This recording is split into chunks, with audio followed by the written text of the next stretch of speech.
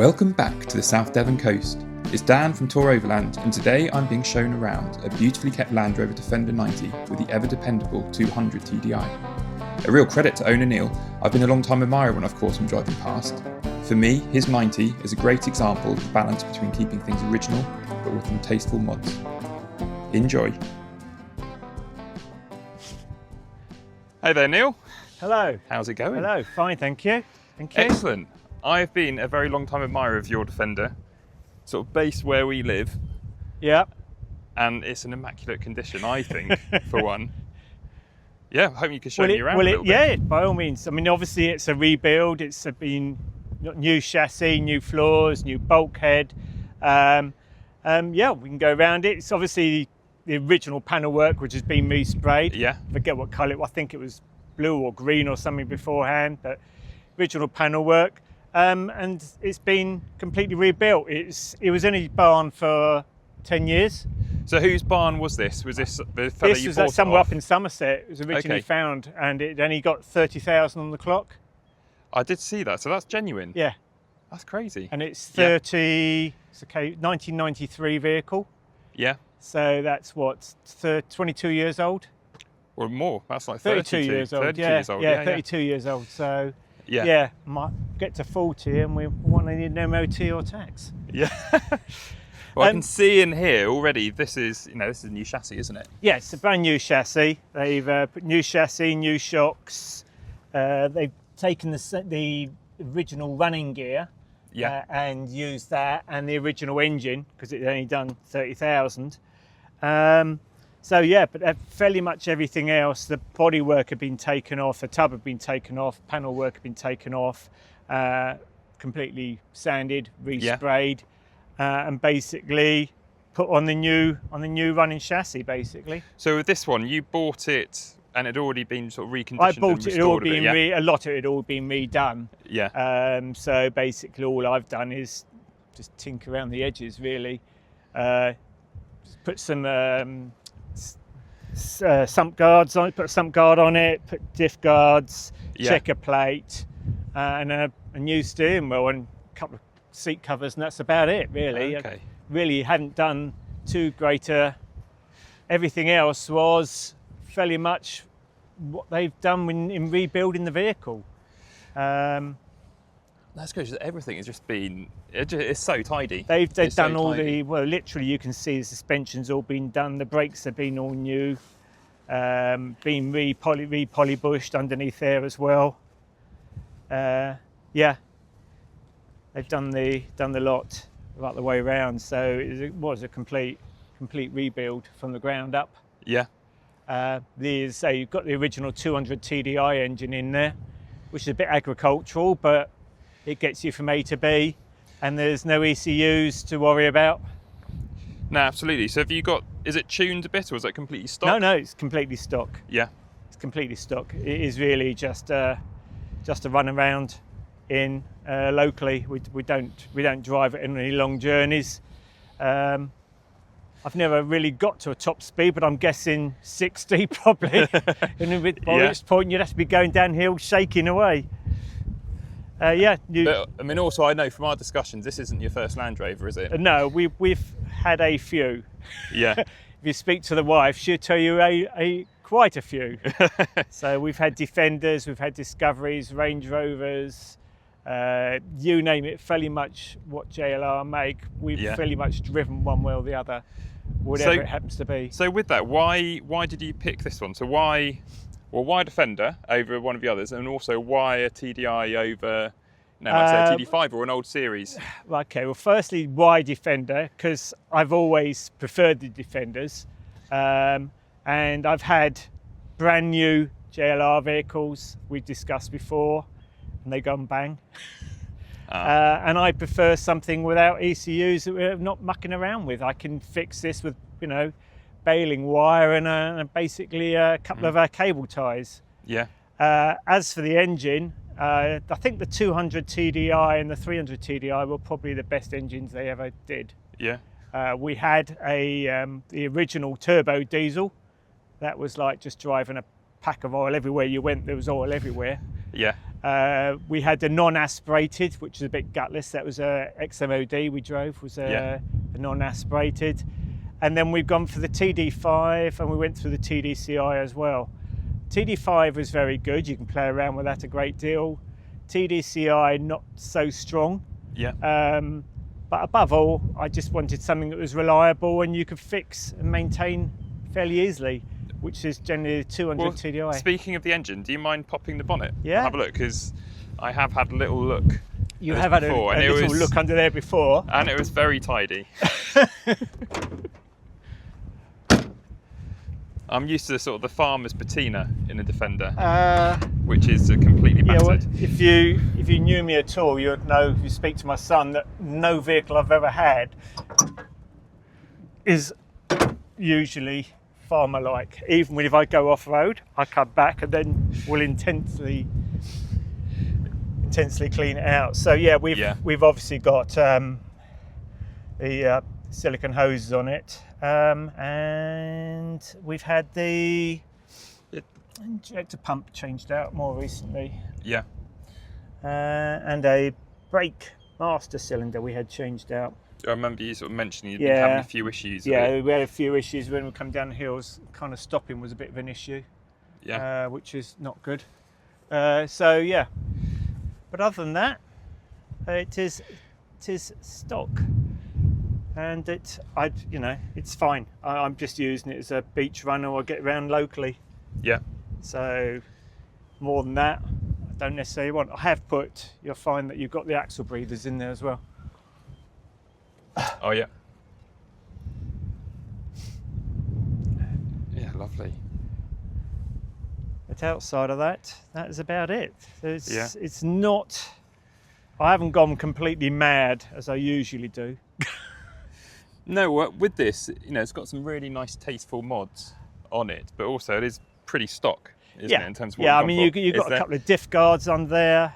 You've got a sump guard. I've got the diff guards that you can actually scrape over.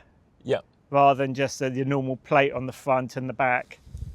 Because sometimes you can end up cracking the diff if you end up on top of something with those. At least you've got almost like a rock slider underneath. Idea. No, that's very good. But yeah, otherwise everything else was on the vehicle when we got it. Including the wheels? Including the wheels and the tyres and the steps, everything. Yeah, the whole shooting match. Yeah, because the wheels do lift it, don't they, in terms of I modern? think with any Defender, the wheels always make it anyway. And I can't remember the name of these ones now, but I think it is a Land Rover style wheel. And we've obviously changed out the gear knob because the gear knob came off of my hand. I think these are very nice. They're Croyd ones, I think, and then we've got the Exmoor trim steering wheel. Yeah. Whatever that's called, is it Light or Light something light, isn't it? And how do you find that to drive with? Because I've driven a couple with that type, and obviously quite a thin rim. Yeah, I'm all right with it. Yeah, it's fine. I don't mind. More prefers, I think, the old, bigger, chunkier one. Yeah. But I'm quite all right with that. It doesn't worry me at all. As I say, it's not like we're driving it across Europe and God knows where else at the end of the day. No. And what about the seat covers? Are those? Those are Exmoor trim as well. No, they're all new seats underneath, but they're just Exmoor trim covers on there. I prefer the canvas ones. Yeah. So we put those in.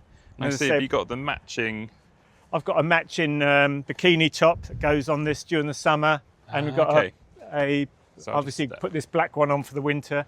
And then we obviously got the canvas bag, which has got jacks and recovery gear in the back if we ever needed it. Yeah. Do you mind opening the tailgate? Please? Yeah. There's always. There you go. Is that Tri-Ocean Surf? Oh, that's just anything particular? No, that's just a local, thing. When we took the kids surfing and with stickers they had, kids stuck it on there. But yeah, no, that's from Exmoor. No, really nice canvas bag, that, isn't it? Well, they do these as well. You can get rubbish bags if you have a spare wheel on the back. You've probably got one, have you? And just chuck some recovery gear in there, to be honest with you. Yeah. That's all that's in there. Not that I ever hopefully need it. So you're not intending to take this one off-road? No, not to down to the beach and back. Yeah. And maybe some non-scratchy green laning. No, that's fair enough. But also, I would say maybe this isn't for hardcore off-roading, but you have done plenty. Well, I have done plenty of hardcore off-roading, as you well know, both in this country and abroad. So, yes, we've been there, done that. And getting older, my back is not quite the same as it was that many years ago. But yeah, no, we were doing it just before lockdown. We were about the last trip we had, I think. And as we said before, I've been fairly much over most of Europe one way or the other. Yeah. Driving various vehicles, again, as you've seen, whether it be a 110, a 90, Disco we've had. Yeah. I think we had a Disco Mark 1. We went through Range Rovers, Discovery 3 we had for a while. You've been through, I've been through, as I say, fairly much whatever most JLR have made, we've fairly much driven one way or the other. Yeah. Fantastic. And what's your intention with this one? Are you going to be keeping this for a little while, or? Yes, my son has already claimed it as part of his inheritance. Okay. Okay, so it's in his interest that you keep it in good nick, is it? Interest that he keeps it. Yeah. He's coming down next month just to check up on it. Yeah. He said he's going to make sure the diff lock's still working on it. Well, I think helpfully as well, you said your son is actually a Land Rover mechanic. He is. So that's what he works on a daily basis as a Land Rover mechanic. He works for an independent Land Rover specialist, just working principally on Defenders each day in, day out.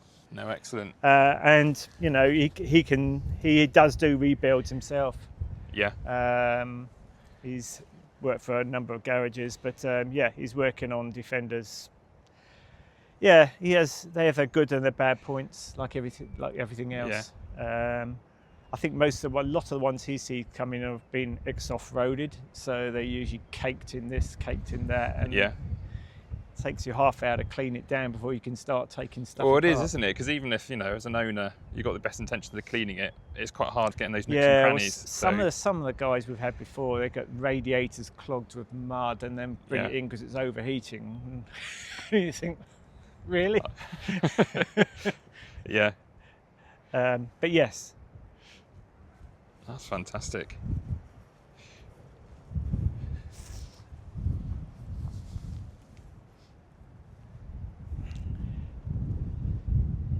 Yeah, who was the guy or the company behind the restoration, or sort of It's on the plate, I think. Is it? Yeah, Quirk Street. They're based in Somerset. Okay.